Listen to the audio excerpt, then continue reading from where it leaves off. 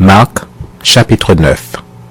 Il leur dit encore, « Je vous le dis en vérité, quelques-uns de ceux qui sont ici ne mourront point qu'ils n'aient vu le royaume de Dieu venir avec puissance. » 6 jours après, Jésus prit avec lui Pierre, Jacques et Jean, et il les conduisit seuls à l'écart sur une haute montagne. Il fut transfiguré devant eux. Ses vêtements devinrent resplendissants et d'une telle blancheur qu'il n'est pas de foulon sur la terre qui puisse blanchir ainsi. Élie et Moïse leur apparurent, s'entretenant avec Jésus. Pierre, prenant la parole, dit à Jésus, « Rabbi, il est bon que nous soyons ici. Dressons 3 tentes, une pour toi, une pour Moïse et une pour Élie. » Car il ne savait que dire, l'effroi les ayant saisis. Une nuée vint les couvrir, et de la nuée sortit une voix. « Celui-ci est mon fils bien-aimé, écoutez-le. » Aussitôt les disciples regardèrent tout autour, et ils ne virent que Jésus seul avec eux.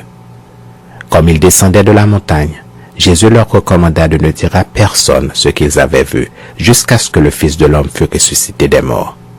Ils retinrent cette parole, se demandant entre eux ce que c'est que ressusciter des morts.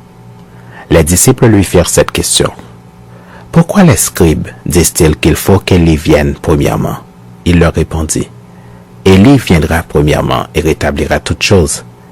Et pourquoi est-il écrit du Fils de l'homme qu'il doit souffrir beaucoup et être méprisé?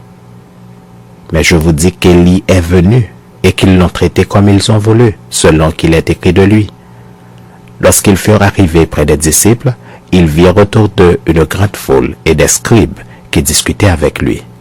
Dès que la foule vit Jésus, elle fut surprise et accourut pour le saluer. Il leur demanda, « Sur quoi discutez-vous avec eux ?» Et un homme de la foule lui répondit, « Maître, j'ai amené auprès de toi mon fils qui est possédé d'un esprit muet. En quelque lieu qu'il le saisisse, il le jette par terre. L'enfant écume, grince des dents et devient tout raide.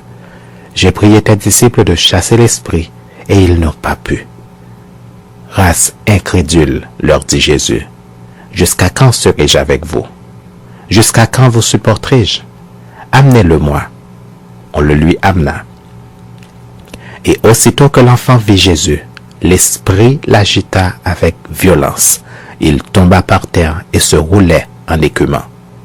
Jésus demanda au Père, « Combien y a-t-il de temps que cela lui arrive? » « Depuis son enfance, répondit-il.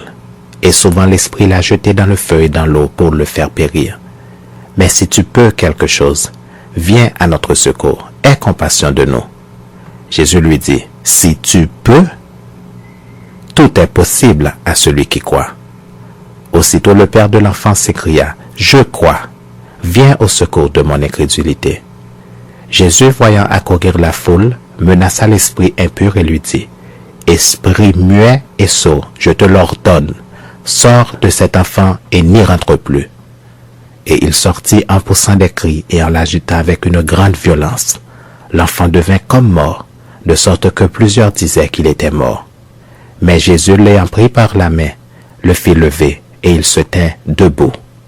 Quand Jésus fut entré dans la maison, ses disciples lui demandèrent en particulier, « Pourquoi n'avons-nous pas pu chasser cet esprit? » Il leur dit, « Cette espèce-là ne peut sortir que par la prière. » Ils partirent de là et traversèrent la Galilée. Jésus ne voulait pas qu'on le sût, car il enseignait ses disciples et il leur dit, « Le Fils de l'homme sera livré entre les mains des hommes. Ils le feront mourir.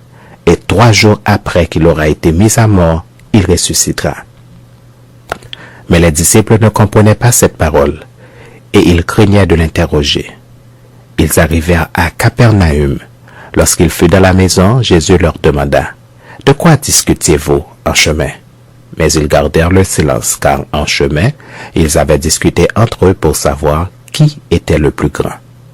Alors il s'assit, appela les 12 et leur dit, « Si quelqu'un veut être le premier, il sera le dernier de tous et le serviteur de tous. » Et il prit un petit enfant, le plaça au milieu d'eux, et l'ayant pris dans ses bras, il leur dit, « Quiconque reçoit en mon nom un de ces petits enfants me reçoit moi-même.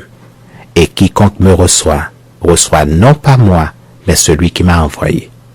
Jean lui dit, Maître, nous avons vu un homme qui chasse des démons en ton nom et nous l'en avons empêché parce qu'il ne nous suit pas. Ne l'en empêchez pas, répondit Jésus, car il n'est personne qui, faisant un miracle en mon nom, puisse aussitôt après parler mal de moi. Qui n'est pas contre nous est pour nous. Et quiconque nous donnera à boire un verre d'eau en mon nom, parce que vous appartenez à Christ, je vous le dis en vérité, il ne perdra point sa récompense. Mais si quelqu'un scandalisait un de ces petits qui croient, il vaudrait mieux pour lui qu'on lui mît au cou une grosse meule de moulin et qu'on le jetât dans la mer. Si ta main est pour toi une occasion de chute, coupe-la. Mieux vaut pour toi entrer manchot dans la vie que d'avoir les deux mains et d'aller dans la géhenne, dans le feu qui ne s'éteint point. Si ton pied est pour toi une occasion de chute, coupe-le. Mieux vaut pour toi entrer boiteux dans la vie que d'avoir les deux pieds et d'être jeté dans la géhenne, dans le feu qui ne s'éteint point. Et si ton œil est pour toi une occasion de chute, arrache-le. Mieux vaut pour toi entrer dans le royaume de Dieu n'ayant qu'un œil que d'avoir deux yeux et d'être jeté dans la géhenne, où leur ver ne meurt point et où le feu ne s'éteint point, car tout homme sera salé de feu. Le sel est une bonne chose, mais si le sel devint sans saveur, avec quoi l'assaisonnerez-vous? Ayez du sel en vous-même, et soyez en paix les uns avec les autres.